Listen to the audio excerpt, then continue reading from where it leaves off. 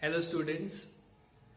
Today we will study about the chemical changes which happen in everyday life. So let's start.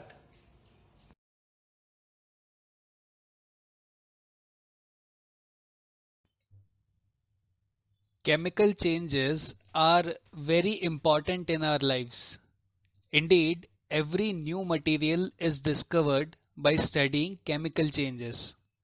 For example, if a metal is to be extracted from an ore, such as iron from iron ore, we need to carry out a series of chemical changes. I can give you one more example. Do you know we use petrol and diesel every day for transport? So it is obtained from crude oil. Crude oil is a mixture of all kinds of oils. From that, after a series of chemical changes, petrol and diesel is obtained. So, this is also due to a chemical change. So, they are very important in our lives. This is a schematic diagram of a blast furnace which helps us to get iron from iron ore. So, in the blast furnace, a series of chemical changes take place, and after that it is heated to about 1500 degree Celsius. After that we get molten iron, and the molten slag, which is unwanted, is removed from the ore. Medicines play a very important in our lives. Why? Because whenever we are ill, they are lifesavers. So, medicine is the end product of a chain of chemical reactions. Important and useful new materials such as plastics and detergents are produced by chemical reactions. Plastic is also obtained from the petroleum or crude oil, which we get by mining. After that, detergents, they are also made by a series of chemical reactions. Let us consider some more examples of chemical changes. We saw that burning of magnesium ribbon is a chemical change. Burning of coal, wood, or leaves is also a chemical change. In fact, burning of any substance is a chemical change.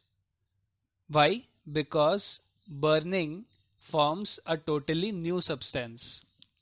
Burning is always accompanied in the production of heat and light. So, if you burn anything, it is a chemical change. The spoiling of food is also a chemical change. When food gets spoiled, it produces a foul smell. This shows that new substances have been formed in the spoiled food which has a foul smell. So, spoilage of food is a chemical change.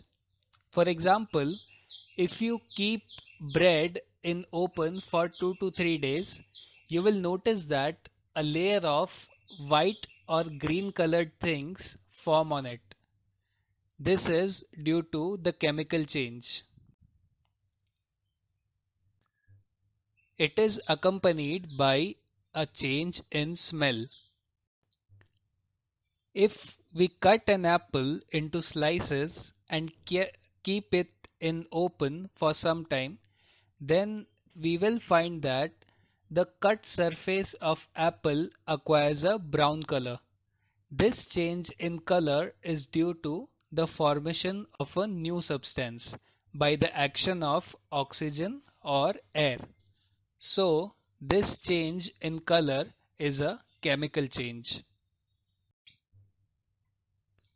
The same thing happens with brinjal or potato. The cut surface of potato or brinjal turns black on keeping in air for some time due to the chemical change. We have studied about neutralization reaction in our previous lesson. When an acid reacts with a base, then a neutralization reaction takes place in which two new substances, salt and water, are formed. So, neutralization is a chemical change. When the neutralization reaction takes place, evolution of heat also happen. So, the reaction mixture becomes hotter. After that, we studied about photosynthesis in lesson number 1. During photosynthesis, the plants intake carbon dioxide and water in the presence of chlorophyll and sunlight to form two new substances, glucose, which is the food for plants, and oxygen, which is given out from the plants. So, photosynthesis is also a chemical change. Why? Because here new substances are formed, which are glucose and oxygen. We also studied about digestion process in lesson number 2. In the process of digestion, the various food materials break down to form new substances which can be absorbed by the body. So, the process of digestion is a chemical change. Do you remember that the complex carbohydrates are broken down into simple sugars in buccal cavity? So here new substance, that is simple sugar, is formed. That is why digestion is a chemical change. We studied about of iron in our previous session. So when an iron object is left exposed to moist air, it chemically reacts with oxygen and water in the air to form a red or brown flaky substance, which is called rust. The process of rusting can be represented by an equation. Iron, its chemical symbol is Fe. After that, oxygen, whose chemical symbol is O, and water, whose chemical symbol is H and O. You will study about chemical symbols in higher classes. So all three together gives us rust, which is nothing but iron oxide, or the addition of oxygen to the iron. Its chemical symbol is Fe and O. Here we have to note that iron oxide is a different substance from iron.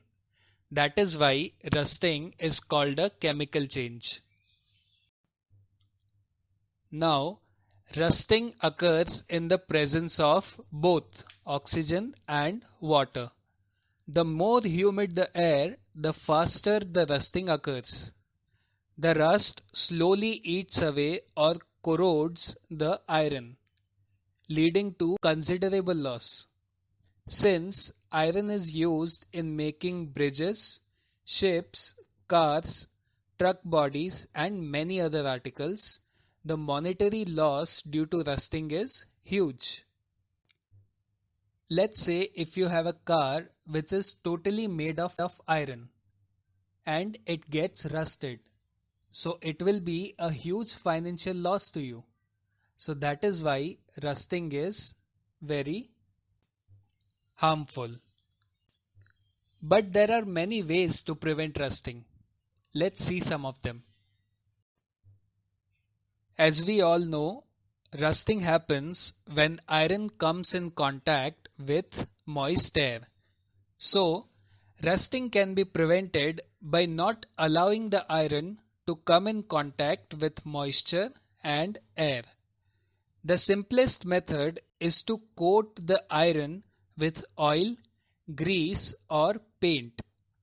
These coats should be applied regularly to prevent rusting. Now, how do they prevent rusting? They form a layer on iron and thus they do not allow the iron to come in contact with the air. This is how they prevent rusting. We know that paints can be easily scraped off. So, a more efficient method is to coat the iron with another metal, such as zinc or chromium. The process of depositing a layer of zinc on iron is called galvanization. The iron pipes we use in our homes to carry water are galvanized to prevent rusting. You can see in the image that a layer of zinc is put over these iron. As I told you, due to rusting, huge loss is incurred. Rusting of ships is a major problem in the shipping industry, as the body of a ship is always in contact with water and the air around it. It is also very humid. The salt in water speeds up the process of rusting. This leads to a huge monetary loss to the shipping industry. The third way of preventing rusting is by making stainless steel. Rusting of iron can be prevented by allowing it to make stainless steel. Now, how is stainless steel made? Stainless steel is made by making iron mix with the carbon and metals like chromium, nickel, and manganese. So, it does not rust. This process is also known as making of alloys, that is, mixing of metals. This is an image of stainless steel pipes. This process is considered as one of the best way to prevent the rusting of iron. So students, today we studied about some real life examples of chemical changes. I hope you found this session useful. Your homework is to read the book thoroughly and try giving answers to the questions which are given in exercises. I'll see you next time. Till then, take care.